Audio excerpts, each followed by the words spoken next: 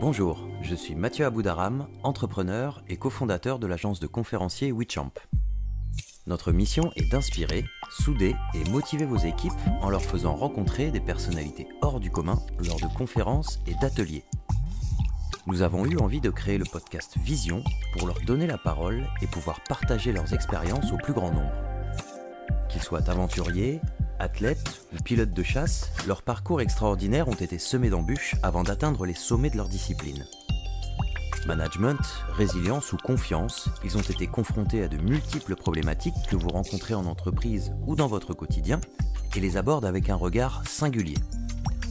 En décortiquant leur parcours unique, ils partagent avec nous leur vision, mais aussi leurs échecs et les clés qui les ont menés au bout de leurs aventures incroyables. Si vous souhaitez en savoir plus sur nos conférenciers, rendez-vous sur notre site internet www.wechamp-entreprise.co. Bonne écoute de Vision, et si notre invité vous a inspiré, n'oubliez pas de partager ce podcast.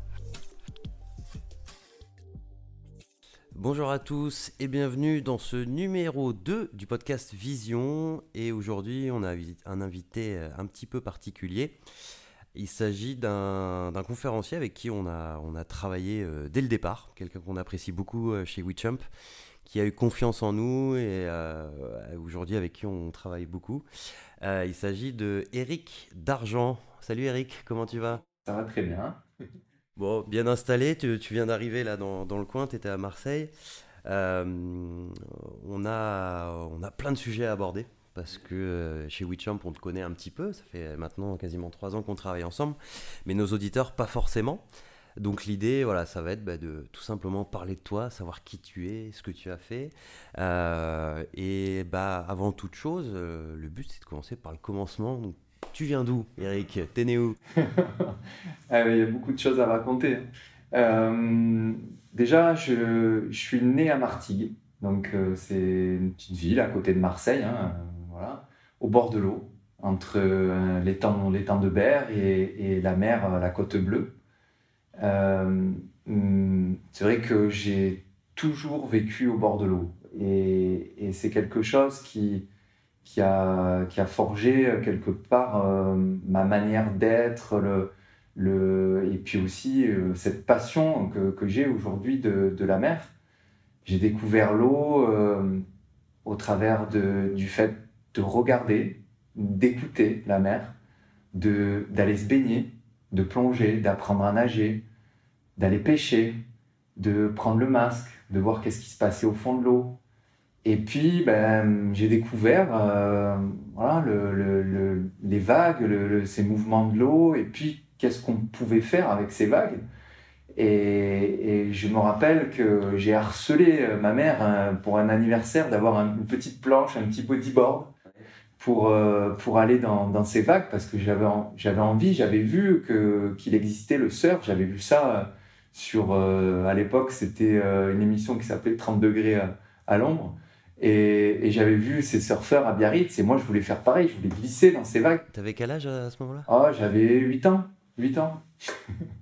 Et j'en ai aujourd'hui 42. Et donc le harcèlement a bien fonctionné à 8 ans alors ? Ça a très bien marché, puis ma mère était très contente de voir que je pouvais aller vers le sport, vers l'eau aussi. La veille de ma naissance, ma mère était allée nager.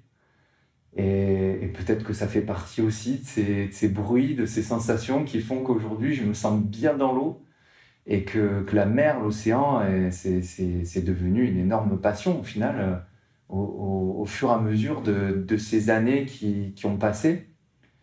Je n'ai eu que d'envie de retourner dans l'eau. Les week-ends, mes parents m'emmenaient forcément à la mer et il y avait l'eau, mais il n'y avait pas que l'eau, il y avait aussi ces sensations du soleil, de la chaleur, de jouer dans le sable avec les petits jouets au bord de l'eau.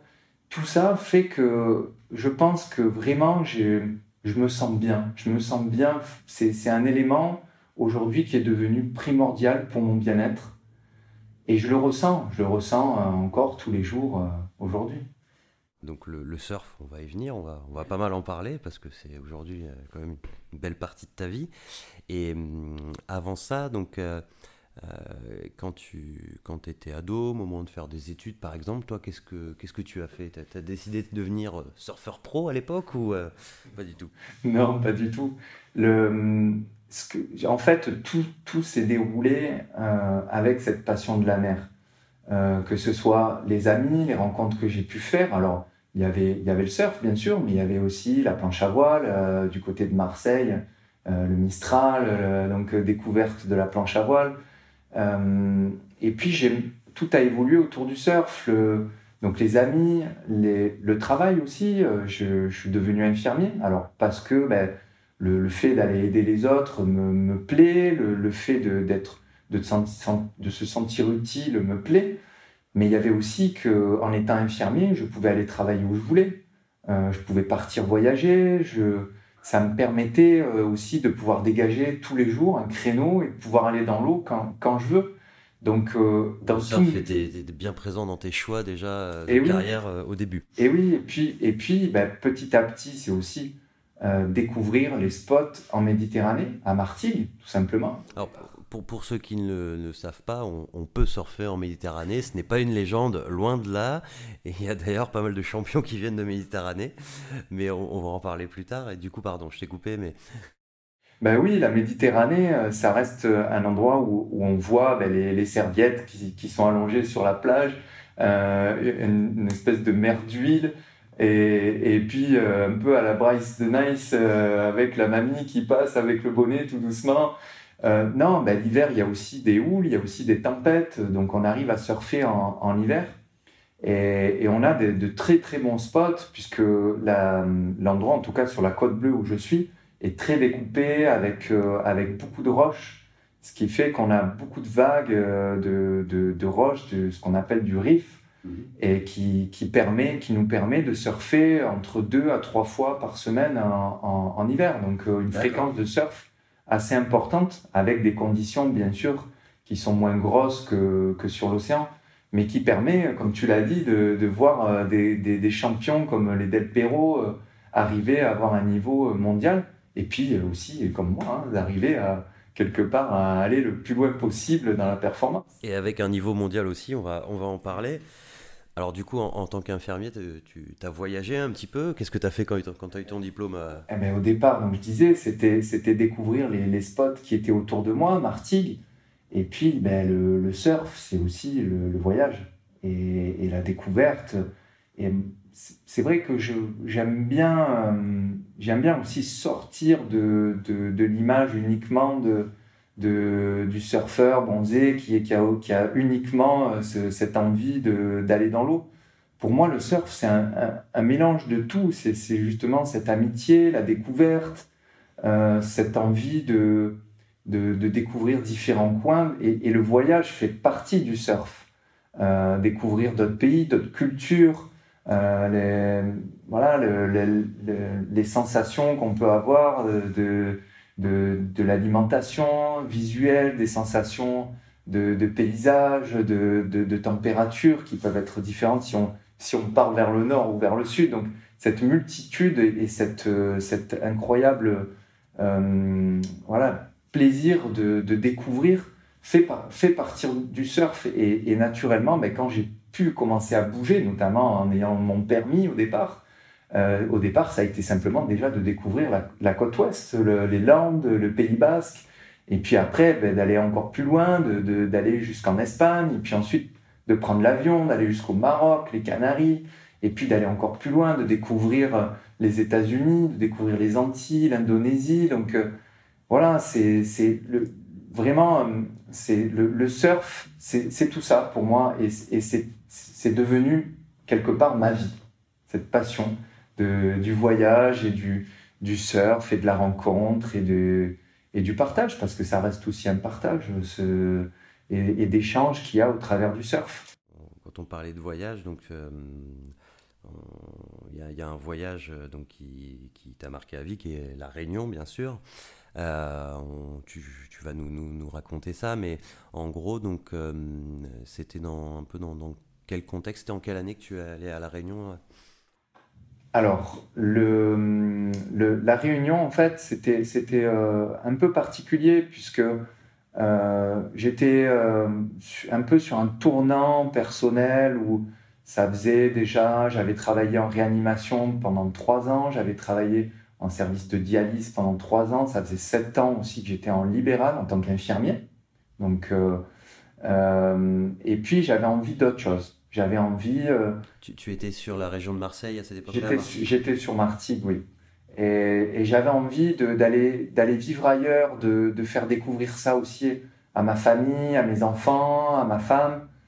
Et la Réunion, je savais que c'était un endroit qui pourrait nous plaire. Ça mélangeait la montagne, les volcans, les cascades, les rivières, les vagues incroyables de la Réunion qui sont mondialement connues, notamment avec Saint-Leu, des vagues qui sont internationales.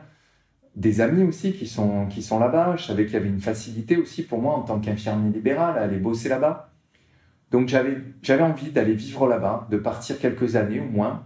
Et j'avais besoin aussi d'emmener ma famille, puisque voilà, on était ensemble. Et lorsque je suis parti à La Réunion, c'était plus pour prospecter, pour voir un petit peu si ça pouvait plaire à mes enfants, à ma femme. Et Parce que tu as deux enfants qui ont quel âge aujourd'hui? donc 2 enfants aujourd'hui qui sont grands, puisque ma fille va avoir 22 ans et mon fils va avoir 17 ans. Donc voilà, ils sont grands. À l'époque, du coup, en 2011, voilà, ils étaient beaucoup plus jeunes.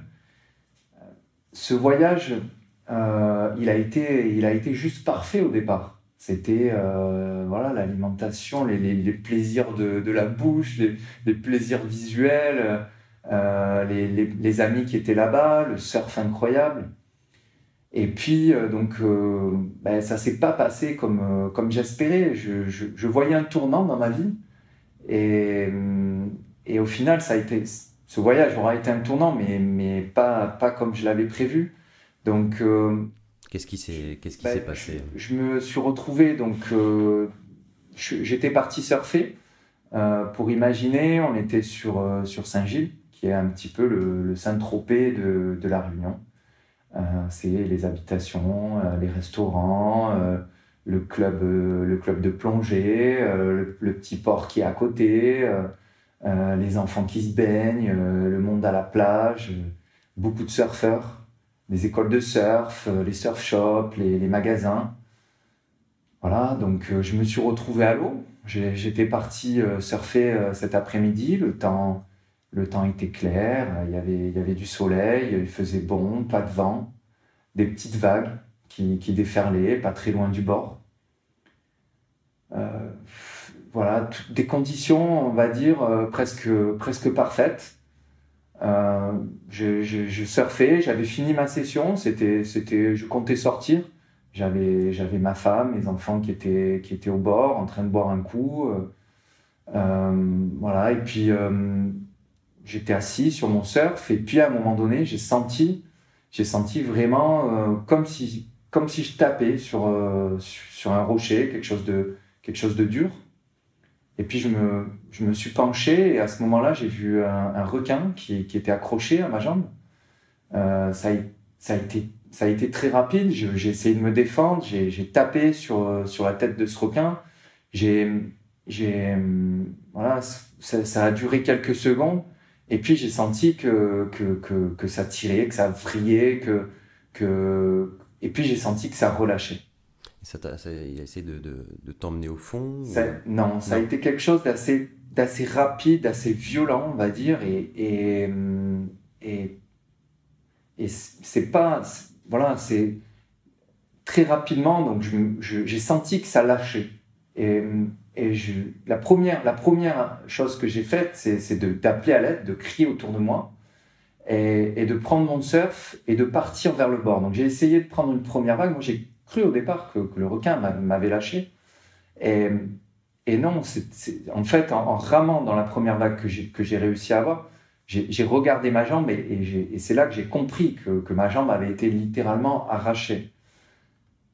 Mais à ce moment-là, au-delà du sensationnel et voilà, du côté un peu gore parce que voilà, du côté où tout le monde peut s'imaginer de la situation dans laquelle j'étais, ce que je trouve important de recentrer, c'est que j'étais vraiment dans une sensation où je savais que c'était très grave, je me sentais partir, et je sentais que si je me laissais aller, je partais.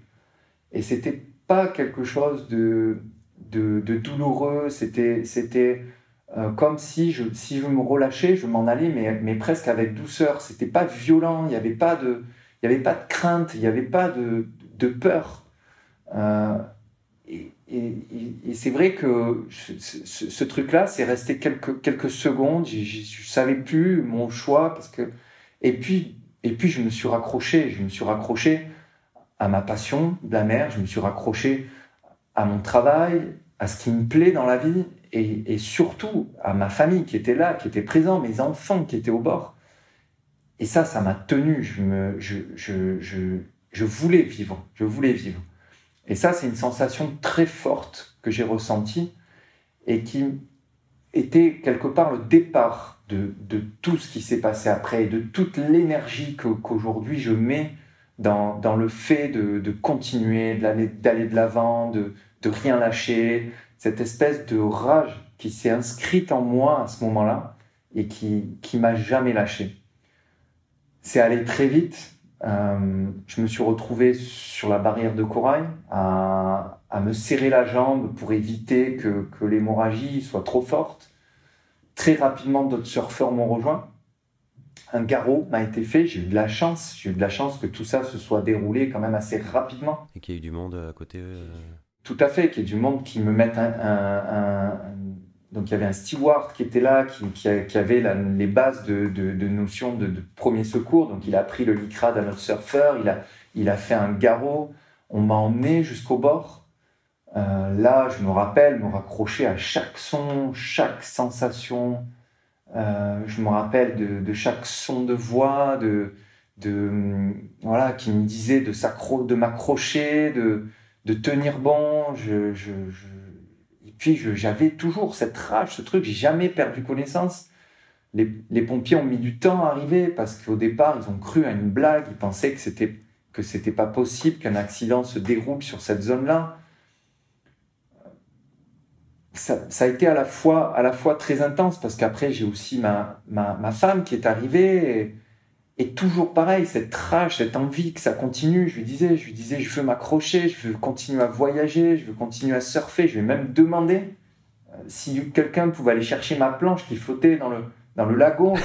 C'était tellement T'as demandé à quelqu'un d'aller chercher ta planche? Je pouvais pas lâcher, c'était non, je suis là, ça va continuer, c'est pas possible que ça s'arrête. C'était hyper fort. Et je pense qu'il y avait vraiment aussi cette adrénaline, très peu de douleur, mais tout dans l'intensité des sensations de rester là, de rester en vie. Et puis les pompiers sont arrivés. J'ai su après que, avec l'hémorragie, j'avais une tension très basse, autour de 6,4. J'avais perdu énormément de sang. Et puis la douleur est arrivée d'un coup, comme si le fait que les pompiers soient là, j'ai une espèce de libération de me dire bon, ça y est, je vais vivre, les secours sont là, ça va aller, ça va le faire.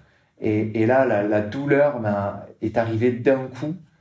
Ça a été très intense. Et puis la prise en charge a démarré. On m'a perfusé très rapidement. On m'a emmené très rapidement aux urgences de Saint-Paul. Et puis là, voilà, amputation très rapide, réveil. Il manquait le handicap qui était là, qui démarrait. C'est la première nouvelle, c'était vous êtes amputé au-dessus du genou. Donc, c'est-à-dire il y a le médecin qui vient te voir à ton réveil tout de suite et qui t'annonce la couleur, quoi. Ouais, vraiment, voilà. Donc ça a été quelque chose qui était très étrange aussi parce que cette sensation de rage que je vous exprimais tout à l'heure, que je t'exprimais tout à l'heure, c'est resté et ça se il y avait une espèce de presque aussi de fierté, de se dire, voilà, je suis encore en vie, je suis encore là, je suis toujours vivant. Et ça, c'était très fort. Et c'était tellement fort que même le lendemain de mon opération, le médecin est venu et puis je lui disais, je vais reprendre mon travail, je vais resurfer, je lâcherai jamais rien. Et je me rappelle même du chirurgien qui s'est retourné vers les infirmières et qui en rigolant, a dit aux infirmières, mais qu'est-ce que vous lui avez mis dans la perfusion? Et c'est quoi? D'accord. C'est des amphétamines ou qu'est-ce que c'est? Mais je crois vraiment que j'avais ce truc, ce plaisir d'être en vie qui était tellement fort que ça dépassait. Et puis quelque part aussi, certainement, une espèce de déni aussi du handicap qui était présent. Je ne voyais pas les problématiques qui allaient arriver. Hein. Tu étais encore dans ton lit. J'étais encore dans mon lit. J'étais effectivement, j'étais bombardé de calmants et que mon envie, c'était surtout de continuer ma vie. Et puis, les jours d'après n'ont pas été du tout les mêmes. Tu es resté combien de temps à l'hôpital de Je suis La Réunion? resté 3 semaines à La Réunion, à l'hôpital. Alors, une semaine en soins intensifs, réanimation, soins intensifs, et puis ensuite 15 jours en chirurgie. Ça a été très difficile à ce moment-là. Je pense que vraiment les sensations que j'ai pu ressentir étaient petit à petit de découvrir le handicap et petit à petit de découvrir. Alors heureusement peut-être, parce que si on découvrait tout d'un coup, ça serait peut-être tellement difficile à surmonter qu'au final, le fait qu'on se rende compte petit à petit de ces difficultés, que ça permet aussi d'essayer de relativiser au fur et à mesure, en tout cas pour ma part. Le handicap, ça a été 3 grandes difficultés. La première, ça a été des difficultés physiques, type douleur neuropathique, ces sensations de picotement dans la jambe, d'avoir l'impression qu'il y a des gouttes qui tombent tout le long de la jambe, des sensations électriques, et puis des fois des sensations plus fortes encore de décharge électrique, vraiment qui sont très très invalidantes, qui empêchent de dormir, qui font très mal, ou qu'on soit obligé de prendre des traitements. Je suis passé par plein de phases de traitements très lourds au départ, qui étaient presque voilà, qui vraiment faisait que je me transformais presque en loque. Je me rappelle de certaines fois où j'essayais de me lever du canapé et puis j'avais la bave qui tombait sur le côté, j'arrivais même pas à parler tellement j'étais shooté.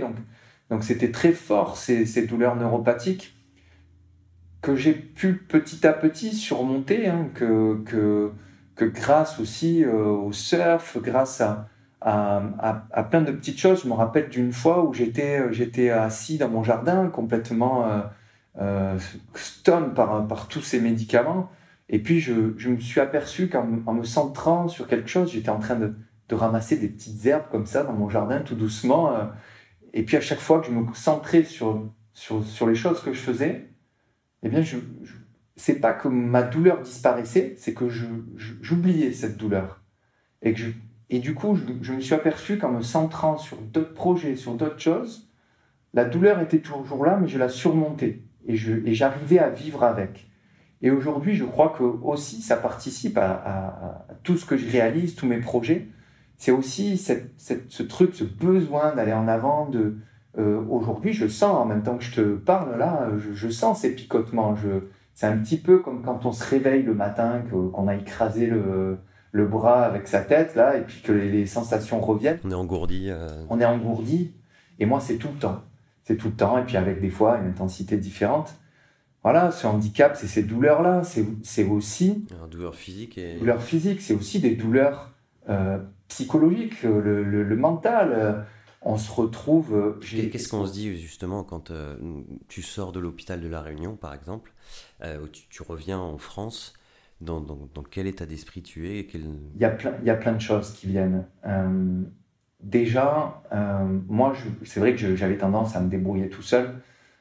Une des premières difficultés, donc je me suis rendu compte, c'est j'avais besoin des autres. Moi, j'avais envie de me débrouiller tout seul, mais on a besoin des autres. Il y a ce lâcher-prise à un moment donné, obligatoire, pour pouvoir surmonter ces difficultés. Et ce besoin des autres, il est très important pour qu'un jour, on puisse redonner aux autres. Et au départ, je me rappelle même la première psychologue qui est passée dans ma chambre à la réunion, je lui ai dit non, je me débrouille, j'ai pas besoin de ça. Je vais arriver tout seul à surmonter tout ça. C'était vraiment, je le ressentais, hein, j'en avais envie. Hein. Et puis au fur et à mesure, on se sent diminué. Il y a le regard des autres. Il y a la peine aussi qu'on inflige aux autres, à sa famille, à sa femme, à ses enfants. C'était très difficile. La peine qu'on inflige aux autres, on la ressent, ça nous fait de la peine à nous aussi. Comment c'est passé avec ta famille, justement? Désolé, je te coupe, mais... on se sent responsable parce qu'on voit que on fait de la peine. Je sais que ma mère, elle en a pleuré. C'était très compliqué pour elle de se dire, voilà, il a un handicap, il ne pourra plus faire comme avant. Et ce truc aussi de se dire, oui, ça ne sera plus comme avant. C'est terminé, il y a un deuil à faire. Sa vie d'avant ne pourra pas reprendre comme avant. Mais petit à petit, je me suis rendu compte que j'avais besoin des autres. Et cette aide, elle est venue grâce aux autres et grâce à un travail en commun. On n'arrive pas à avancer assez vite tout seul. On a besoin des autres. Donc, autant au niveau médical, je me suis rapproché d'un centre de rééduc, d'un prothésiste et d'une aide psychologique aussi. J'ai pu faire de l'EMDR. Donc, 2 ans après mon accident, hein, ça a pris du temps tout ça. Hein. Mais 2 ans après, c'est des exercices qui se font avec les yeux et en même temps où on parle de son accident pour permettre de passer à autre chose. Je sentais que même 2 années après, même si j'aurais soulevé des montagnes dans ce que je faisais, par moments, j'étais aussi très affaibli. Je sentais qu'il y avait des choses qui étaient compliquées pour moi et que j'avais besoin d'aide. Et ça m'a permis aussi de trouver un équilibre par une prise en charge psychologique qui était importante. Le sport, bien sûr, est un énorme atout, un énorme tremplin pour retrouver un équilibre psychologique. Encore aujourd'hui, si je vais me mettre à la plage sur une serviette, je me sens pas très à l'aise. Par contre, si je prends ma planche de surf pour retourner à la plage, c'est juste énorme. Je sens une fierté, je sens un regard plus dans l'admiration qui fait du bien, qui me relève. Et justement, on parle de surf, justement. Toi, une de tes spécificités, entre guillemets, de ton histoire, c'est qu'en fait, tu m'expliquais, très tôt, tu as voulu retourner à l'eau. En fait, tu peux nous en dire plus à propos de ça? Oui, alors ça a été alors pour finir aussi avant de passer au surf parce que c'est vrai que je suis repassé au surf, mais avant ça, je m'étais dit aussi que j'allais reprendre le travail. Et ça aussi, ça fait partie des difficultés, la vie sociale et la vie professionnelle. Je me suis rendu compte que ça n'était pas possible. J'arrivais pas à remarcher, j'avais trop de douleurs. Le fait aussi de chercher un prothésiste. Et moi, effectivement, comme tu disais, cette reprise du surf était importante. Je ne me voyais pas continuer à vivre sans le surf. Et presque, c'était pour pouvoir retravailler, il fallait que je remarche. Mais avant de remarcher, je voulais resurfer. C'était très important. Et je me rappelle d'avoir rencontré des médecins sur place qui m'ont dit « Mais non, tu ne pourras pas resurfer. Tu es amputé au-dessus du genou. Il n'existe pas de prothèse. L'équilibre est trop instable et ça n'est pas possible de resurfer debout. » Pour moi, c'était un mélange. Le travail, tout, cette reprise, il fallait que je reprenne le surf. Je ne voyais pas ma vie autrement. Je me rappelle dans le lit d'hôpital à La Réunion, de me lever, essayer de faire des take-off. Ça peut paraître fou, mais ça tient aussi de l'addiction, cette addiction au sport, au surf, qu'on retrouve chez beaucoup de sportifs. Le take-off, pour ceux qui ne connaissent pas, c'est l'action de se lever quand on est sur sa planche de surf, qu'on passe de allongé à debout. Et donc, d'accord, dès l'hôpital... Je me rappelle aussi avoir eu une permission à La Réunion, d'être allé boire un coup, pendant mon hospitalisation, d'aller boire un coup un après-midi et d'aller voir l'océan et de voir ces vagues. Je ne serais pas retourné à La Réunion, hein, c'est quand même quelque chose de très particulier, mais de voir les vagues, j'avais envie de surfer. Je me suis dit, il faudrait qu'on m'arrache le cerveau pour que je n'ai plus envie. Même moi, c'était plus fort que moi, une addiction forte. Et du coup, je n'ai fait que chercher à resurfer.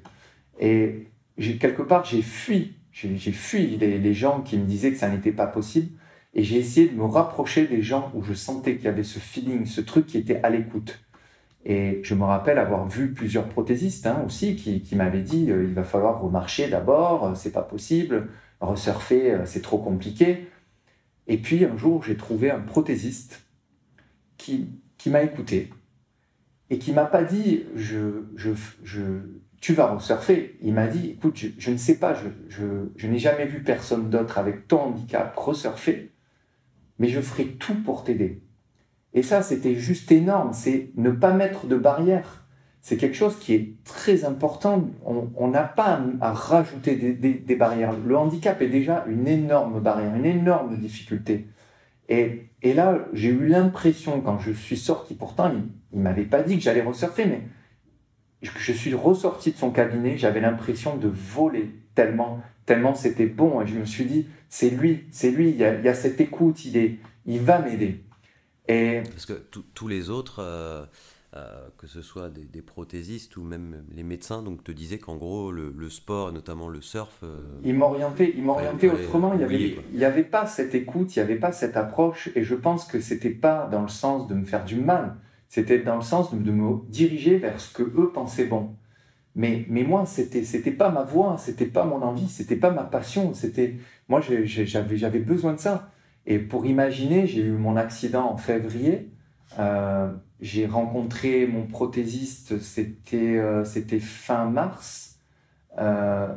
Je suis déjà au mois d'avril, j'ai commencé à retourner dans l'eau. 2 mois et demi, sans prothèse au départ. Juste avec une planche, je me rappelle que j'avais pas encore mon moignon qui était cicatrisé. Ouais. Il coulait encore, et puis j'étais allé voir un chirurgien qui m'avait dit mais retourne dans l'eau, c'est le meilleur moyen. Il m'avait écouté, pareil, il m'avait dit c'est le meilleur moyen pour que ça cicatrise, que ton corps prenne du plaisir, il faut ça. Et il avait raison. Ça a été tellement bon, ces premières sensations de reglisser. J'étais dans l'eau, j'avais l'impression j'avais plus mon handicap, j'oubliais mon handicap. Même si j'arrivais pas à me mettre debout, je glissais, c'était juste énorme. Et puis j'ai harcelé mon prothésiste aussi, encore une fois. J'ai harcelé beaucoup de personnes. Mais mon prothésiste a fini par me laisser une prothèse qui n'était pas du tout adaptée. Une prothèse de marche qui coûte quand même dans les 5 000 € au total. Donc c'était quand même un bel effort de sa part. Et puis j'ai commencé à aller dans l'eau avec cette prothèse mécanique faite pour la marche. Et rien ne fonctionnait. Au départ, je ne faisais que tomber. C'était de la frustration. C'était des cris dans l'eau. Je jetais ma planche en l'air. Les gens ils me prenaient pour un fou. Et puis, j'ai commencé à bricoler, à percer ma prothèse, à mettre des tendons de fusil harpon pour retenir les mouvements, essayer d'imaginer des choses, adapter à chaque problématique. J'ai essayé d'apporter quelque chose pour que ça marche, que ça fonctionne. Et puis, j'ai réussi à prendre dans des petites vagues, une grande planche en mousse, réussi à prendre des petites vagues en travers, à me mettre debout.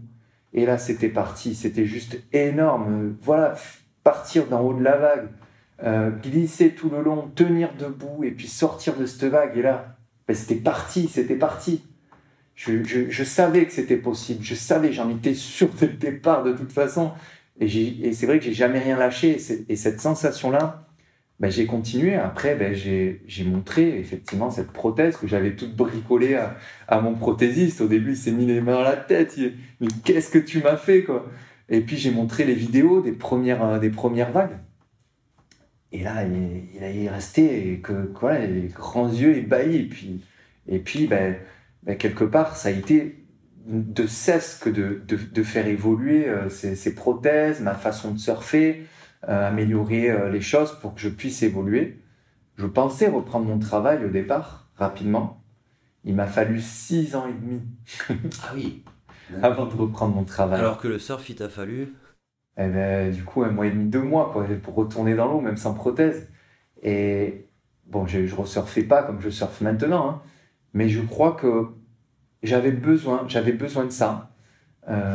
Ces 6 ans et demi, ils ont été intenses. J'ai fait énormément de choses qui m'ont permis aujourd'hui de retrouver cet équilibre que j'ai aujourd'hui, hein, voilà, que je continue de travailler. Hein.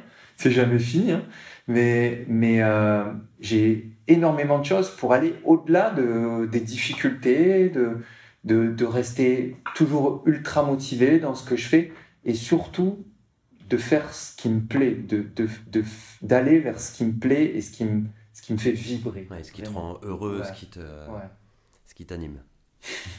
Et alors, justement, c'est cette prothèse. Donc, nous, on connaît l'histoire de cette prothèse, mais est-ce que tu peux nous en dire plus donc, à propos de cette prothèse de ton chirurgien que tu as massacré en faisant ton prototype? Une fois que tu as fait ça, donc, comment c'est venu un peu cette démarche d'essayer de Alors, développer une ça a prothèse? été toute une histoire. Pour moi, ces prothèses, quelque part, ça a été l'histoire de ces 6 années et demie. Déjà, au départ, c'est parti du fait que j'avais créé un club de surf avant mon accident et que j'étais déjà dans une structure avec du monde autour de moi qui était passionné par le surf. Et très rapidement, je me suis retrouvé avec du monde autour de moi. Un premier événement qui a été créé, qui s'est appelé Surfeur d'Argent, puisque je m'appelle Éric d'Argent. Voilà, Et qui existe encore aujourd'hui. Et qui a donné le nom finalement à mon association. Une cousine aussi qui a voulu m'aider, qui a créé l'association, qui m'a soutenu aussi. Et puis ce premier événement qui était vraiment à la base pour moi, hein, je me suis rendu compte qu'il y avait d'autres handicapés et d'autres handis qui étaient venus ce jour-là, qui avaient énormément d'aide autour de moi. Et il y avait une telle émulation que je me suis dit, il y a quelque chose à faire là-dedans. Au travers de moi, mes besoins, donc besoin de prothèses pour pouvoir aller plus loin, adapter ces prothèses, pouvoir communiquer, essayer de toucher des partenaires, d'avancer, de montrer ce qui était possible aussi, puisque moi j'arrivais à me mettre en travers sur une planche. Donc, pourquoi les autres ne pourraient pas, qui avaient le même handicap que moi et puis ben, peut-être d'aller encore plus loin dans les défis, de pouvoir resurfer des vagues énormes, de pouvoir surfer des vagues tubulaires et pourquoi pas aussi un jour d'aller faire de la compétition parce que quand je me suis retrouvé en handi, ben, il n'y avait pas de compète. Et donc cette association Surfeur d'Argent est née avec 3 objectifs. La fabrication de prothèses adaptées, la communication et l'événement pour partager tout ça, ces avancées, et puis donc quelque part la réalisation de défis et d'aller toujours plus loin. Donc la prothèse, ça s'est fait petit à petit au départ avec justement ce bricolage perso dans le garage. Et puis après, c'est d'aller rencontrer des boîtes de prothèses. Et puis j'ai rencontré Proteor, qui est une entreprise française qui m'a énormément aidé et qui m'a soutenu donc pour avoir de l'équipement, au départ des pièces de jonction, des petites pièces. Et puis j'ai rencontré aussi d'autres personnes dans le monde du handicap, des personnes qui avaient déjà travaillé sur des prothèses, notamment pour le snowboard. Et puis en rencontrant énormément de personnes au travers des activités que j'avais, au travers d'événements qui se créaient, je me suis rendu compte des besoins qu'il y avait au travers de la prothèse. Et moi, des besoins que j'avais. J'avais besoin de performance, d'aller encore plus loin dans la performance. J'avais besoin de faire plein de sports différents parce que je fais du surf, mais je fais aussi du skate, du paddle, du VTT. Et que et qu'il y avait aussi cette problématique de prise en charge de la prothèse, car aujourd'hui en France, on a la chance d'avoir les prothèses de marche qui sont prises en charge, mais pas les prothèses de sport. Donc, encore une barrière à faire tomber. Ça fait d'ailleurs partie des objectifs de l'association, peut-être un jour, d'avoir une prise en charge. On va revenir là-dessus, justement, après. Et donc, il y avait fabrication, prix, et on a pris, au final, tout ce qu'on trouvait bon dans chaque modèle de ce qui existait. Et puis, les boîtes de prothèses c'est assez compliqué pour développer, parce que ça touche un marché qui est quand même assez faible, on va dire, dans le monde. On a trouvé une école d'usinage mécanique qui, au travers de la formation, c'était intéressant pour les jeunes de travailler sur ce projet de conception. Donc, on a fabriqué des prototypes, on a trouvé dans chaque problématique des gens qui voulaient bien travailler en parallèle. Et on a fini par créer un genou qui aujourd'hui est revendu par Proteor et qui est commercialisé un peu partout dans le monde. Donc, c'est un énorme plaisir de voir qu'il y a des gens qui ont le même genou que moi en Australie, en Angleterre, en Californie, et que ce genou est même utilisé des fois dans des sports que je ne pratique pas, comme la boxe, comme le motocross, comme l'escalade. Voilà. Donc, son utilisation va encore plus loin que ce que vous aviez en tête. C'est juste énorme de pouvoir, à la base, par un besoin personnel, déjà qui est assouvi quelque part, parce que moi aujourd'hui, je peux, grâce à ce genou, aller encore plus loin. Ça va, de pouvoir partager ça, c'est juste un plaisir fabuleux. Et ça a mis combien de temps le développement de cette prothèse au total ? Ce développement de prothèse, il a pris beaucoup de temps, puisqu'on a mis quasiment 3 ans de prototype. Pour moi, ça a été un pur bonheur, puisqu'à chaque fois que je testais, c'était moi qui étais aux premières... tu étais obligé d'aller surfer pour pouvoir donner du feedback. D'aller donc... Et de voir à chaque fois, chaque problématique, essayer de fabriquer d'autres pièces. Donc à chaque fois, ça prenait du temps aussi, de créer des pièces, toujours trop de temps. Moi, je voulais avoir tout de suite ma pièce avec les variations de pièces que je voulais. Mais au final, on est arrivé quand même à quelque chose, mais à un moment donné, et aujourd'hui, on vise toujours plus loin cette aventure prothétique. Ça ne s'arrête pas. J'aimerais pouvoir aller encore plus loin, notamment sur la prise en charge de ces prothèses et sur la performance aussi. Ouais, donc c'est ça que tu expliquais. Donc, c'est-à-dire qu'aujourd'hui, si demain, moi ou peu importe quelqu'un qui nous écoute est amputé d'un membre, imaginons donc de la jambe, donc la Sécu te rembourse par exemple une prothèse de marche, uniquement pour marcher, mais pour faire du sport, après, il n'y a absolument rien qui est pris en charge. Non, l'équipement sportif reste quelque chose de facultatif pour la sécurité sociale, alors qu'aujourd'hui, on sait l'importance du sport. Dans le bien-être, dans la guérison. C'est vraiment quelque chose, il n'y a même plus à discuter, je crois, là-dessus. Et dans le monde du handicap, c'est quelque chose d'encore plus fort. Au travers de mon association, je me rends compte, je vois le sport est un vecteur de bien-être énorme, et ça va même au-delà du sport. C'est-à-dire que des personnes que j'emmène lors d'événements avec mon association retrouvent ce truc d'être fiers de ce qu'ils font. Et c'est quelque chose qu'une fois qu'ils y ont touché et qu'ils se sentent capables de faire des choses, c'est quelque chose qu'ils utilisent pour leur vie professionnelle, pour leur vie personnelle. Et ça dépasse le sport. Alors certains continueront dans le surf quand ils viennent tester le surf dans l'association, mais d'autres ne surferont plus ou reviendront surfer de temps en temps avec l'asso. Mais dans tous les cas, je crois vraiment qu'on partage cette sensation de bien-être et de force qui fait que derrière, d'autres vont créer peut-être des associations au travers d'autres sports ou d'autres passions et qui utilisent ça, cette force-là.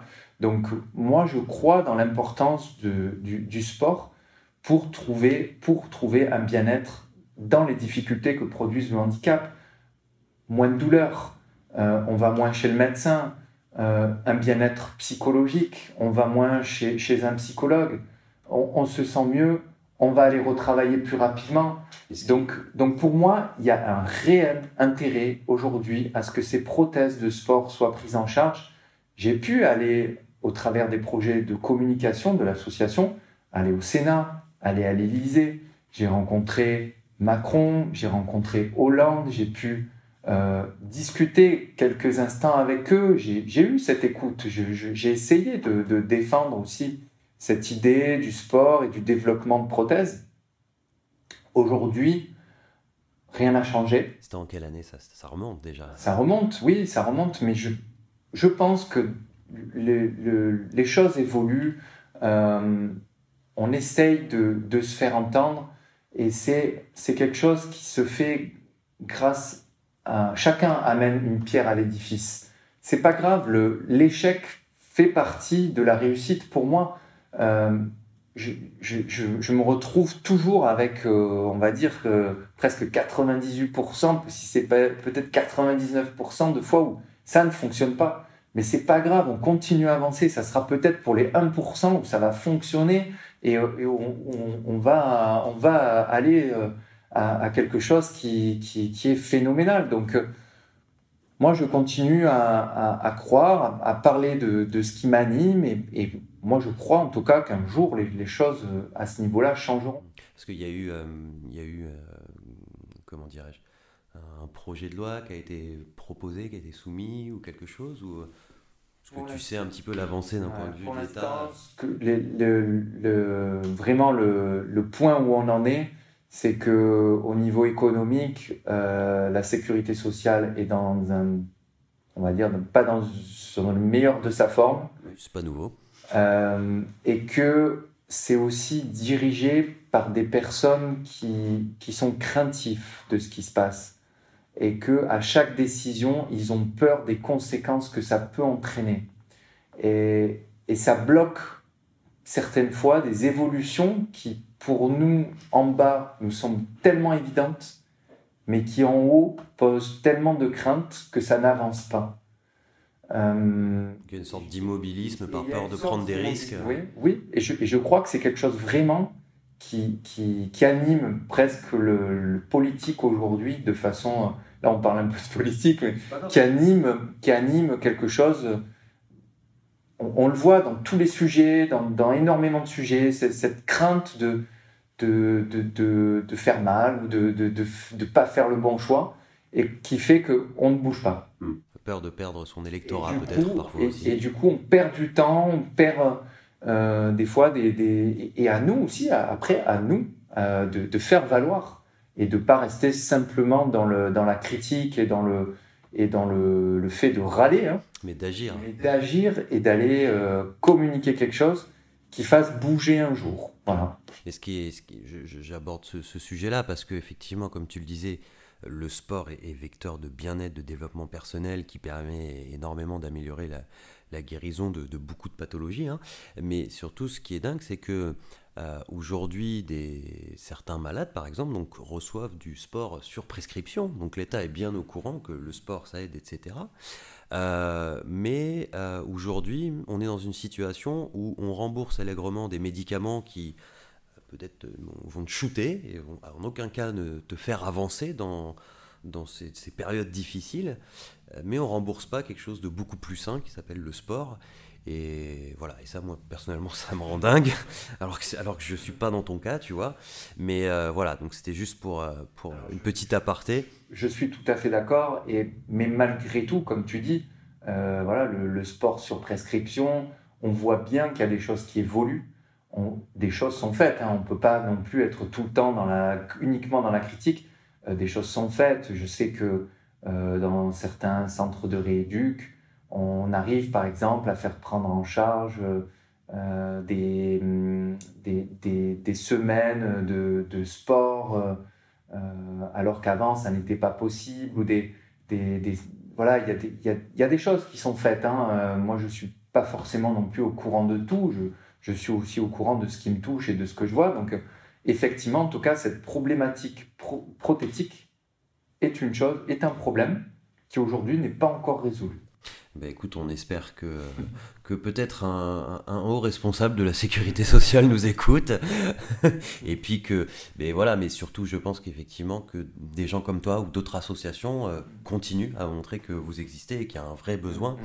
Parce que comme tu dis, effectivement, plutôt que simplement critiquer, il faut agir. Donc, ok. Et cette prothèse, ça coûte dans les combien si on veut une prothèse Alors, pour faire du sport? jusque-là, donc avant qu'on finalise ce projet, il existait donc des prothèses de snowboard qui existent depuis plus longtemps, mais qui n'étaient pas adaptées donc au surf, et puis aussi qui étaient centrées sur un sport. Donc moi, le besoin, c'était aussi que ce soit multisport.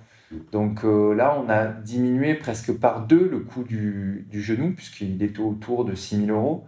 Là, on a un produit qui coûte autour de 3 000 euros et qui en plus est français. On a vraiment ce truc aussi de rester aussi avec des entreprises françaises Et qui permet de faire plusieurs et qui sports. permet donc grâce à des variations uniquement mécaniques, de passer de sports comme le surf au vélo, d'aller faire du snowboard, d'aller faire du skate et de réaliser des sports autant avec de la performance, donc à haut niveau, que d'aller faire un tour de vélo pour aller chercher son pain ou avec les enfants de descendre des pistes vertes dans les stations de ski. Donc voilà, c'est vraiment un produit qui permet qui est multisport. Et donc, comment ça fonctionne? C'est simplement en fait un réglage, une sorte de vis à tourner Alors, pour. c'est un amortisseur de vélo de descente qui est positionné à l'intérieur de plaques d'aluminium et qui est simplement la manière dont l'amortisseur est positionné sur ces plaques, sur ce cadre en alu, fait qu'on va pouvoir fléchir son genou prothétique et retenir la flexion. Et ensuite, il y a un système qui permet, donc grâce à l'amortisseur aussi, de repartir en extension. Mouvement dont on a beaucoup besoin dans les sports de glisse pour un mouvement de flexion et d'extension derrière. Et tout ça avec des réglages qui sont avec de l'air, avec de l'huile, qui peuvent être affinés en fonction du poids, en fonction de la performance du sport qu'on veut avoir.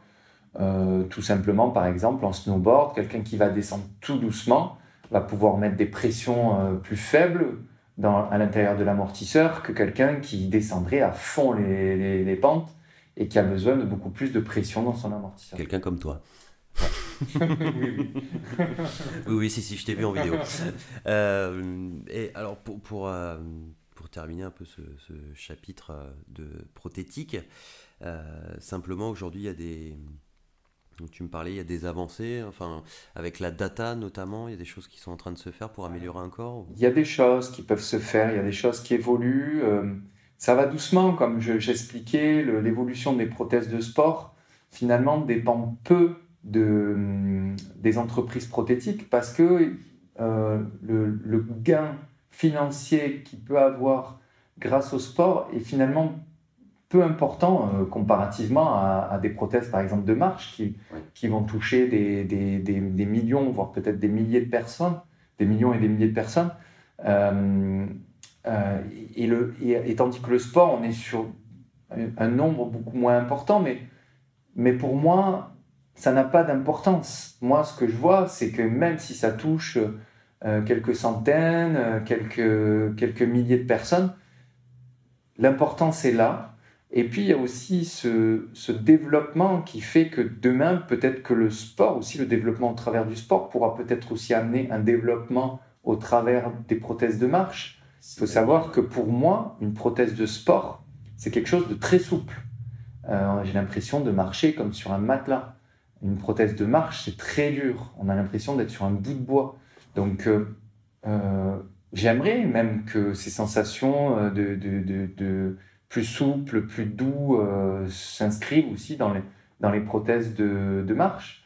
Et d'où peut-être aussi des développements. Je sais qu'il y a des prothèses, par exemple, connectées entre la cheville et le genou qui commencent à voir le jour et qui permettent d'avoir une démarche beaucoup plus fluide, beaucoup plus douce, qui sont moins traumatisantes, qui sont moins usantes, parce que à la fin de la journée, c'est une journée de marche, hein, donc c'est à la fin de la journée, plus c'est dur, plus c'est fatigant, et on le supporte moins, avec beaucoup de problèmes aussi qui peuvent avoir lieu, comme des problèmes de peau, d'irritation, de douleur qui s'inscrivent au travers de la marche. Donc voilà, et puis surtout, on a énormément poussé sur le développement du sport parce que c'est jeune, parce que c'est sportif, parce que c'est une image aussi de marque des entreprises prothétiques et qu'on ne peut pas passer au travers de ça. Une entreprise qui se veut pour les gens se doit de faire des prothèses de sport. C'est pas possible qu'ils fassent sans ça. Et c'est gage aussi de performance, voilà. Donc j'utilise ça pour continuer à développer des prothèses, mais je crois que ce développement passe par les handis en eux-mêmes. Pour permettre d'aller plus loin, rien de mieux qu'une personne qui a les premières sensations pour réajuster et pour faire développer, comme on l'a fait avec le prototype, pour permettre d'évoluer et faire évoluer les prothèses. J'ai pu au travers du prototype, passer par des recherches, mettre des capteurs partout, analyser le mouvement.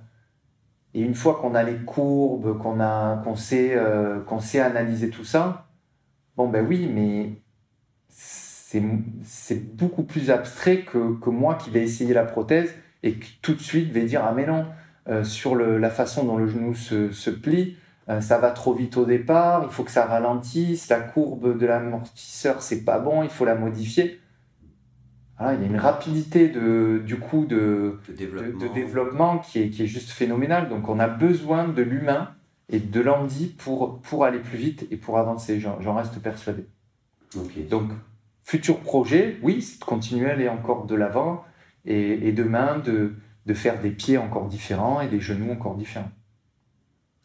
Alors, cette prothèse, on en parle parce que celle qui t'a permis de reprendre le surf de manière un peu plus radicale, ou au moins de retrouver de plus en plus les sensations que tu avais avant. Et c'est en partie aussi grâce à ça que tu allais vers le haut niveau. Bien sûr. Alors, les prothèses ont été très importantes pour reprendre un niveau important. Le but aussi, ça a été de commencer à trouver des partenaires, le communiquer. Donc, j'ai pu faire par exemple la première page de l'équipe magazine en prothèse, en surf. J'ai pu rencontrer, comme je disais tout à l'heure, des personnes haut placées dans le monde politique, réaliser des films aussi qui ont pu être diffusés, participer à des reportages à la télé, auprès des journaux. Et puis, ce côté compétition était pour moi aussi un véritable tremplin. Lorsque je me suis retrouvé amputé, il n'y avait pas de compétition. Donc ça n'existait pas encore Ça n'existait pas au niveau, en tout cas, national et au niveau de la Fédération française de surf. D'accord. Donc je suis allé au championnat de France.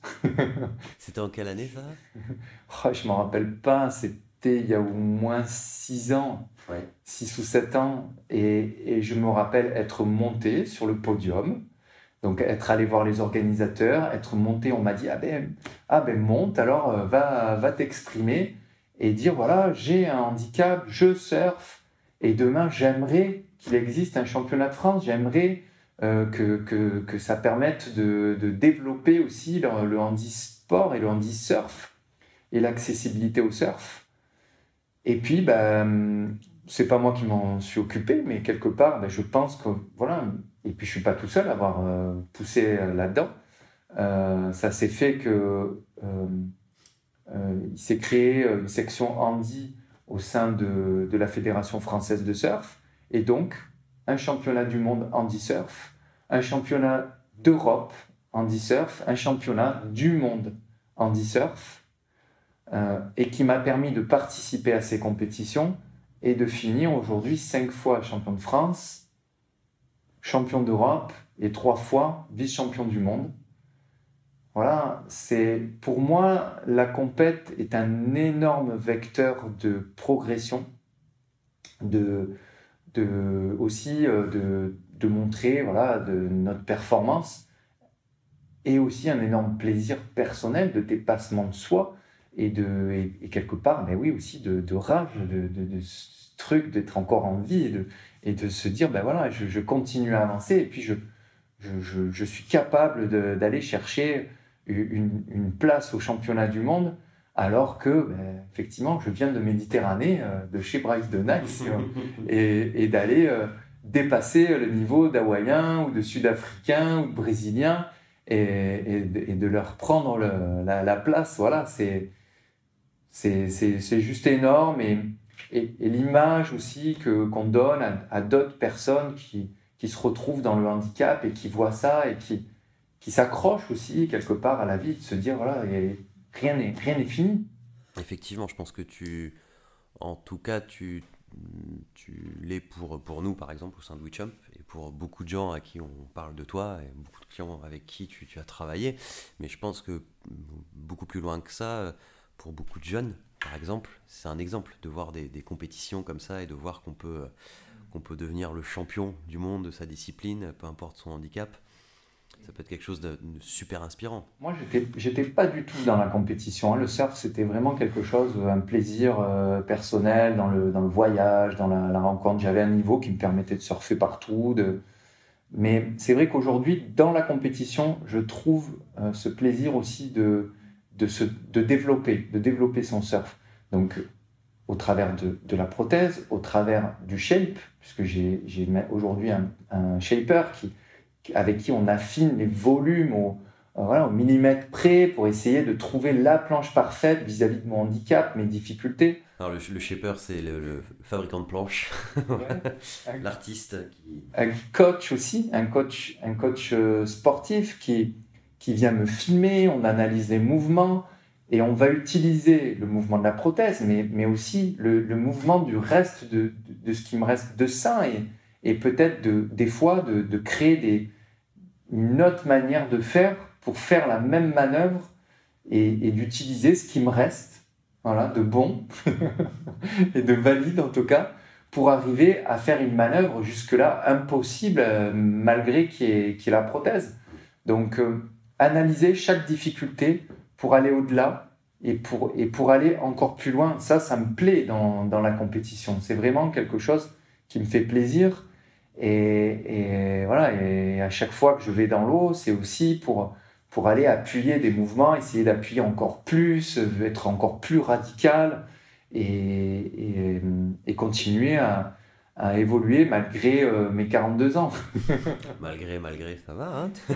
T'as de la marge. Mais, c'est ça qui est super intéressant, c'est que t'es à fond dans le dépassement de soi, de toujours essayer de faire mieux. Et avant, tu l'étais aussi dans le surf ou non, pas vraiment du coup? J'ai toujours été dans le... En tout cas, je crois vraiment que du fait de mon métier, en tant qu'infirmier, j'ai toujours été dans le truc de profiter de la vie. Voilà, on sait hein, en étant infirmier, le nombre de patients que j'ai vu partir, des jeunes, des personnes âgées, des personnes très jeunes, on sait qu'on est peu de choses. Et ça, c'est quelque chose que j'avais déjà avant. Après, la compète, voilà, c'est quelque chose que j'ai développé après. Et c'est vrai que souvent, on me dit, mais alors, tu es plus heureux qu'avant. Je dirais pas... Si on me redonnait ma jambe, si je pouvais revenir dans la vie que j'avais avant, je la reprendrais tout de suite. J'étais heureux avant. Mais aujourd'hui, c'est comme ça. Je suis dans cette situation-là. Je pense qu'aujourd'hui, je l'ai accepté, entre guillemets, parce que est-ce qu'on accepte totalement tout? Je ne sais pas. Mais en tout cas, je ne peux pas faire autrement. Et aujourd'hui, je profite de ce que j'ai et je réalise des choses qui auraient été impensables avant.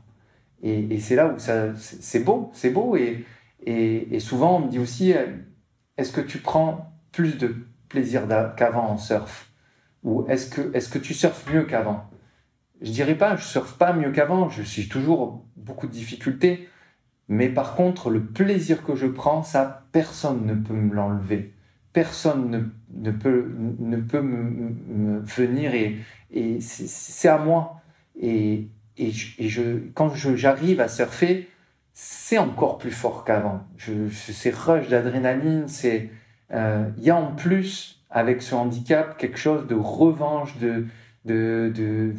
vraiment qui est fort et, et ce plaisir, on le palpe encore plus fort.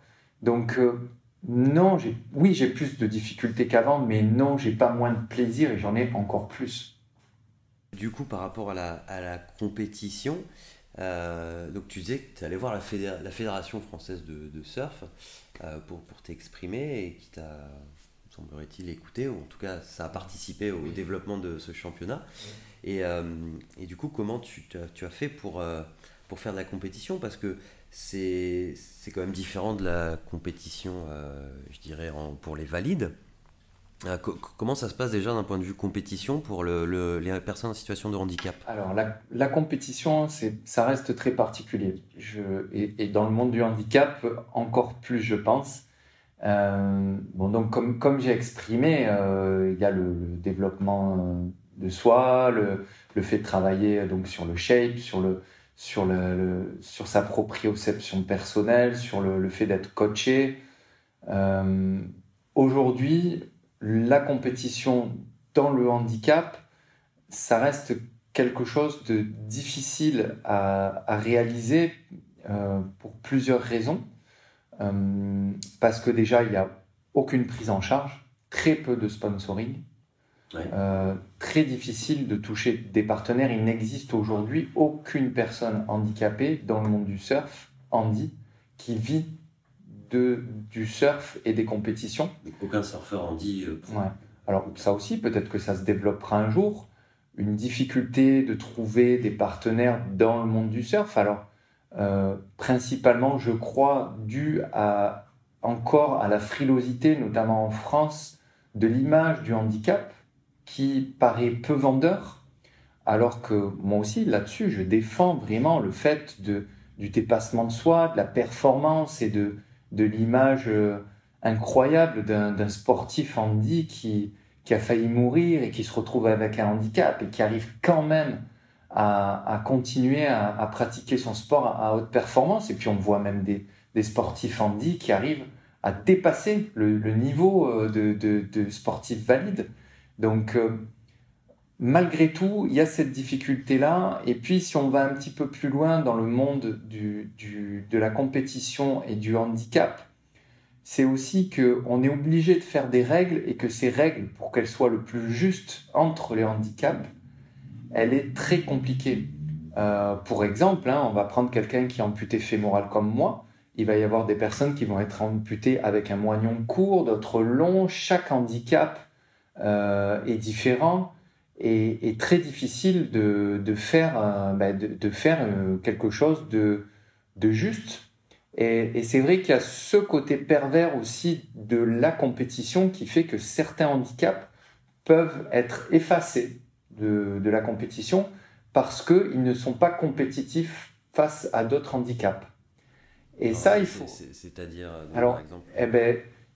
par exemple, on va prendre quelqu'un qui est amputé ou qui va avoir un problème musculaire au niveau de la main, va être avec quelqu'un qui va être amputé au niveau de l'épaule. D'accord, donc il y en a un qui va pouvoir ramer avec ses deux bras Il et y en a un l'autre qui non. va pouvoir ramer avec ses deux bras et positionner son poignet, les deux poignets sur la planche, et l'autre qui aura qu'un bras pour se relever. On crée une différence qui fait que celui qui n'a pas de bras sera désavantagé lors de la compétition, et donc des personnes qui seraient très forts et très compétitifs vont disparaître. Ce côté pervers, il faut quand même le prendre en compte dans le monde de la compétition pour pas voir uniquement certains handicaps apparaître et d'autres disparaître. Le but, pour moi, de la compétition, c'est de voir un développement. Et ce développement, il faut vraiment veiller à ce qu'il soit le plus juste possible pour permettre à chacun de développer des planches adaptées, une manière de surfer et donner cette chance à tous de pouvoir participer à la compétition. Oui, donc effectivement, il y a encore du progrès à faire dans la définition des classes, des catégories de handicap. Ça, il y a encore du travail. Mais c'est des choses qui évoluent, j'imagine. C'est des choses qui évoluent. Et puis, il y a encore des choses à faire aussi. Donc, comme je disais, les partenariats, le sponsoring, créer des centres aussi où les jeunes pourraient venir s'entraîner tous les jours. On peut imaginer beaucoup de choses. Tout ça, c'est encore à développer. Dans le monde du handicap, il y a énormément de choses qui ont été faites, et énormément de choses qui sont faites, et énormément de choses encore à faire et à développer. Alors, en parlant de choses à faire, à développer, tu fais aussi beaucoup de snowboard. Et est-ce que tu peux m'en dire plus que tu as fait un petit peu de compétition? Il fut un temps, tu t'es rapproché notamment de Jeux paralympiques. Est-ce que tu peux nous en dire plus à propos du snowboard? Alors oui, le snowboard, j'ai découvert ça un petit peu, on va dire, en parallèle du surf, où j'étais en recherche justement de prothèses adaptées. Et puis, j'avais vu que des prothèses spécifiques au snowboard étaient faites, donc c'était hyper intéressant pour moi de pouvoir tester. Et puis, je me suis retrouvé propulsé très rapidement dans la compétition. Ça a été voilà, plein de plaisir, plein de rencontres, des rencontres qui ont été particulièrement décisives après pour justement continuer dans la fabrication de prothèses. Mais voilà, le snowboard reste. Moi, j'habite au bord de l'eau. Ça restait quand même compliqué de continuer à s'entraîner. Et puis, comme on parlait de compétition, hein, il n'y a pas de prise en charge, donc il fallait que je paye tous mes déplacements. Donc, j'ai pu participer à des championnats du monde. J'ai été classé à un moment donné, si je me souviens bien, 12e mondial. Donc, j'étais dans les premiers pour pouvoir aller participer à Sochi. J'ai eu un peu la place raflée au dernier moment. Et puis, bah, voilà, je continue aujourd'hui de faire du snowboard et même si j'ai freiné mon entraînement pour me centrer justement sur le surf. Euh, et puis, je continue aussi à faire des événements avec mon association. Oui, alors justement, ça c'est super, j'aimerais qu'on en parle. Dis-nous en plus avec ton association Surfeurs d'Argent, et sur les journées Surfeurs d'Argent notamment. L'association Surfeurs d'Argent, donc le premier but, ben, c'est de créer des événements, d'emmener des personnes qui ont un handicap, notamment alors, centré sur l'amputation hein, et l'amputation fémorale, où on a des prothésistes qui sont sur place lors de l'événement avec des prothèses, donc qui appareillent. Et moi, j'emmène ben, mon expérience de la prothèse, expliquer aux personnes ben, comment on va faire pour se relever. Donc sur des journées qui restent très conviviales. L'association, c'est ça, c'est vraiment quand les gens arrivent, je leur dis voilà,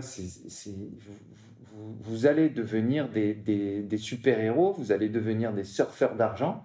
Voilà, le nom finalement fait qui part aussi de ce super-héros de Marvel, fait que c'est vraiment un parallèle très intéressant puisque les gens sortent de ces journées avec cette patate, le sourire et le plaisir d'avoir fait quelque chose aussi qui est difficile, même pour des valides. Parce que le principe, donc, est-ce que tu peux nous en dire plus de ces journées en fait?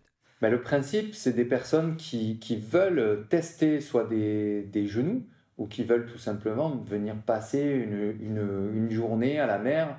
Alors, il y a d'une part l'accès au sport, donc comme on disait, hein, la difficulté d'avoir une prothèse. Là, on a le matériel sur place, on laisse le matériel aux personnes, on leur permet de tester avec le matériel cette sensation de glisse. Il y a aussi le fait de se retrouver avec d'autres personnes handi, donc il y a un partage là-dessus.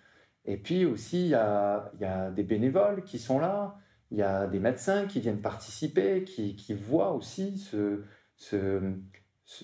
qui voient leurs patients d'une autre manière dans le réel, et puis qui derrière pourront parler de ces journées, pourront dire voilà, il existe ça, si tu veux participer.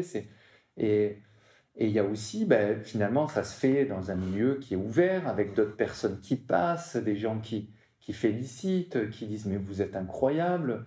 Et on ressort de cette journée avec ce plaisir, autant pour les gens qui sont venus aider que pour les gens qui ont participé, d'avoir été là, d'avoir pu vivre ça, et cette force qui reste en nous et qui nous suit dans tout ce qu'on fait dans le reste de sa vie. Et c'est pour ça que ouais, je crois que ça dépasse même le sport. Ça permet un bien-être de toute une vie. Voilà. Eh ben, que de belles choses. Non, vraiment, c'est génial parce que tu sens pas tout sur toi, quoi. Tu penses vraiment à faire développer ce sport, à essayer de développer ce bien-être autour de toi aussi. Et ça, c'est génial. Je pense que on touche du doigt aussi. Alors, c'est vrai que souvent on me dit ah mais c'est génial, tu as du courage. Mais comme je fais c'est un plaisir et puis le fait de donner aux autres de son temps, puisque au final c'est surtout de mon temps que je donne. Je passe du temps avec d'autres personnes. Bon, j'en garde pour moi et pour mon entraînement et pour ma famille. Et il n'y a pas de souci là-dessus, mais lorsqu'on donne du temps aux autres, on prend du plaisir aussi soi-même. Donc, au final, on n'est jamais perdant. Et c'est ce que je dis, c'est que autant les personnes qui viennent aider que qui viennent participer, repartent de ces journées avec un plaisir fort. Voilà, et cette impression d'avoir été utile. Je rencontre souvent des gens qui me parlent de ça, qui me disent, voilà, en travaillant, au final, à un moment donné, on est pris dans un espèce d'engrenage, dans une espèce de spirale, avec les difficultés de la vie, et, et on a du mal à percevoir, au final, les choses simples qui font qu'on prend plaisir de ce qu'on est. Et ces choses simples, quelque part, lors de ces journées, on les ressent. Voilà. Bah, ça se voit en tout cas sur les vidéos parce que tout le monde a la banane et ça donne vraiment envie. On partagera la prochaine journée. Tu nous diras quand est-ce que c'est. On partagera. Là, il y a 2 prochaines journées qui vont arriver rapidement, Ouais. mais c'est C'est souvent quand? dans le sud-est. Mais écoute, c'est pas grave. Si les auditeurs de ce podcast sont dans le sud-est, ce sera quand? Tu as déjà les dates ou pas? Alors, ouais, le 11 septembre, donc là, c'est une journée wake et paddle, puisqu'on essaye de varier aussi les sports. Super. Donc là, wake sur un wake park, on réserve un wake park entier pour nous, pour toute la journée. Donc avec une possibilité de faire du paddle ou de la pétanque. On est quand même à côté de Marseille. Faut pas déconner. Et puis on a une journée aussi surf qui sera, donc ça c'était le 11 septembre, et une journée surf, surf et paddle, puisque malgré tout, il peut ne pas y avoir de vagues, mais du coup on se rabat sur le paddle si jamais il n'y a pas de vagues.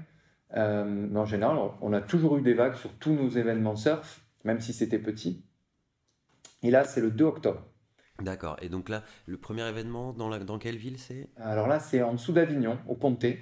Le Pontet. Et pour le surf, c'est à Saint-Cyr-sur-Mer, dans le Var. D'accord, super. Eh ben, écoutez, pour les auditeurs qui nous écouteraient et auraient envie, même ne serait-ce que par curiosité, de venir aussi participer à l'événement. On est preneur d'aide, voilà.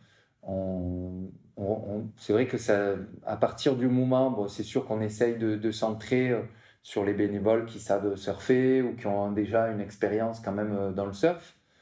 Mais ça nous est arrivé aussi d'avoir des personnes simplement motivées ou qui ont d'autres motivations et qui viennent aider, que ce soit à l'accueil, que ce soit sur d'autres postes au travers de ces journées, dans le but d'aider. Et puis on a une espèce de turnover, vraiment de rotation aussi sur les différents événements. C'est pas toujours les mêmes personnes qui viennent aider. Donc on est preneur, voilà, s'il y a de l'aide possible, on est toujours preneur. Super. Écoute, on partagera nous sur Facebook et LinkedIn ces journées-là. Et alors, parce que tu as une vie à 100 000 à l'heure, tu t'en es pas resté là. Et puis tu t'es mis à faire des films aussi. Voilà, rien que ça. Est-ce que tu peux nous en dire plus à propos Oui, de tout ça? on est aussi dans la communication et cette communication, elle est importante pour donner une autre image du handicap, pour parler aussi, comme on disait tout à l'heure, de la prise en charge des prothèses, de l'importance. Quand j'ai pu arriver au Sénat et de passer ne serait-ce que 3 minutes d'un film qui est sorti maintenant il y a 3 ans, le film Live, où on a emmené 4 personnes avec un handicap différent sur les îles Mentawai, donc des vagues très creuses, très grosses, pour montrer du surf de performance et montrer qu'on était loin du petit surf dans la mousse, qu'aujourd'hui, grâce aux prothèses, au développement, on avait besoin de ça pour arriver à faire de la performance. Mais quand on arrive avec un petit clip de 3 minutes au Sénat pour parler du sport et du handicap, tout de suite, on est dans le vif du sujet. Il voit tout de suite que voilà, il y a quelque chose qui est fait, qui est réalisé aujourd'hui, qu'on a envie de passer à la vitesse supérieure. Donc, il y a de l'importance à réaliser ces films. Et puis, bien sûr, il y a toujours aussi un plaisir personnel de pouvoir, comme là, partir au Mentawai, d'aller réaliser des films dans des endroits incroyables, et puis après, de le partager lors de festivals.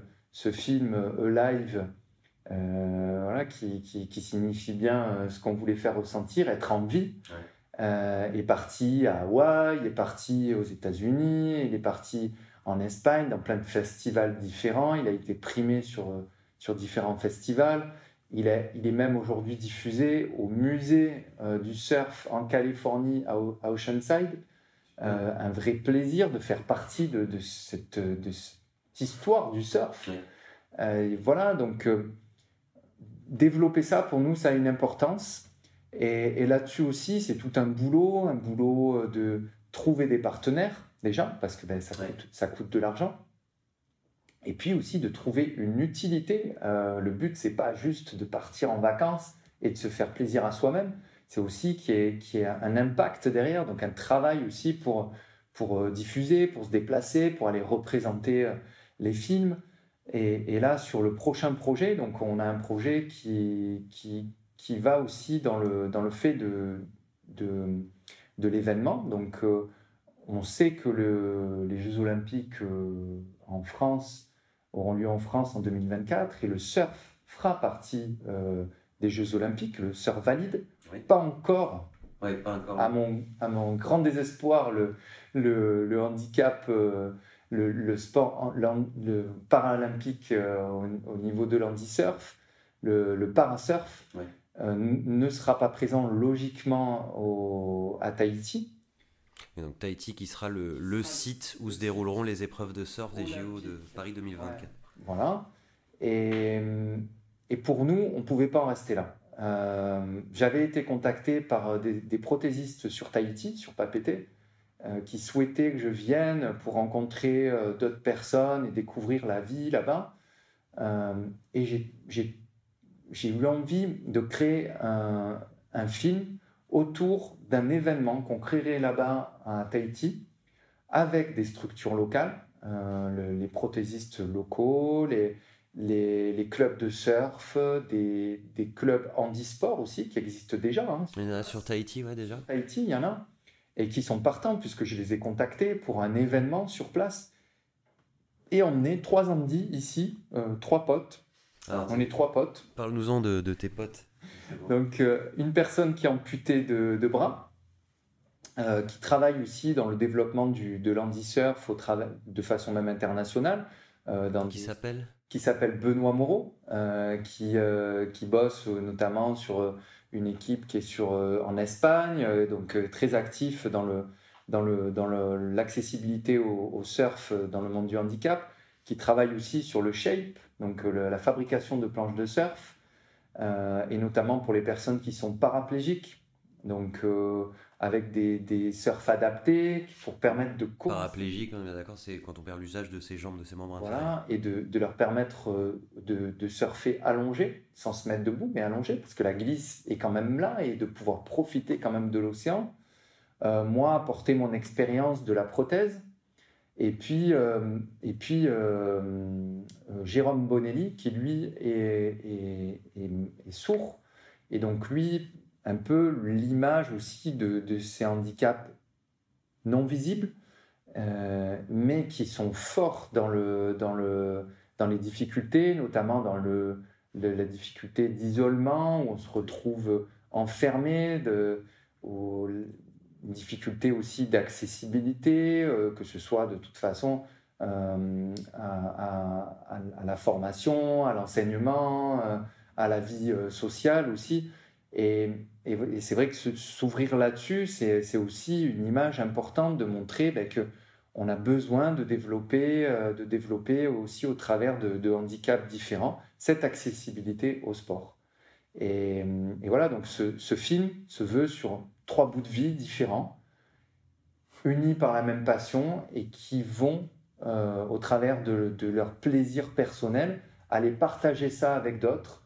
Et pourquoi pas un jour voir des sportifs tahitiens qui finissent au prochain championnat du monde ou aux prochains Jeux olympiques, je ne sais pas où ils auront lieu. Moi, je serai peut-être trop vieux, mais peut-être que le passage aura donné des idées à un jeune qui finira premier champion olympique. Pourquoi pas? Ce serait juste énorme.